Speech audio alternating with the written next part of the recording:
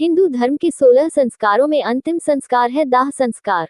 इस संस्कार में धरती पर अपने जीवन काल को पूरा करने लेने के बाद जब व्यक्ति की आत्मा शरीर को त्याग कर वापस अन्य शरीर में प्रवेश के लिए चली जाती है, तब मृत शरीर का अंतिम संस्कार किया जाता है। अंतिम संस्कार में वेद मंत्रों के साथ शव को अग्नि के हवाले कर दिया जाता है।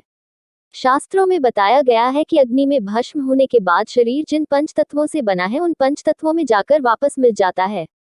लेकिन आत्मा को अग्नि जला नहीं सकती है, इसलिए आत्मा का अस्तित्व देह के जल जाने के बाद भी मौजूद होता है और वह मृत्यु से लेकर मृतक संस्कार तक के सारे कर्मों को खुद अपनी आंखों से देखता है। कुछ व्यक्तियों की आत्मा शरीर का त्याग करने के बाद इस धरती से अपने कर्मों का फल भोगने चली जाती है, लेकिन कुछ व्यक्तियों की आत्मा इसी धरती पर भटकती रहती है। मृत्यु के बाद भी कुछ लोगों की आत्मा का अपने परिवार के सदस्यों के साथ मोह बना रहता है।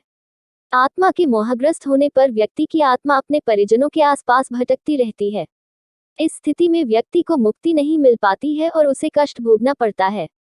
शवदाह संस्कार करके मृत व्यक्ति की आत्मा को यह संदेश दिया जाता है कि अब तुम्हारा जीवित लोगों से और तुम्हारे परिजनों से संबंध तोड़ने का समय आ गया है। मोह के बंधन से मुक्त होकर मुक्ति के लिए आगे बढ़ो। शवदाह संस्कार के बाद घर लौटते समय वापस पीछे मुड़कर देखने पर आत्मा का अपने परिवार के प्रति मोह टूट नहीं पाता है। दूसरी ओर पीछे मुड़कर देखने का मतलब यह भी होता है कि मृत व्यक्ति के प्रति आप में भी मोह बना हुआ है। इसलिए मोह से मुक्ति के लिए शवदाह संस्कार के बाद लौटते समय पीछे मुड़कर नहीं देखना चाहिए। मृतक संस्कार के बाद लौटते समय पीछे मुड़कर नहीं देखने के पीछे एक मान्यता यह भी है कि मृतक की आत्मा अपने परिजनों के साथ साथ पीछे पीछे वापस आती है।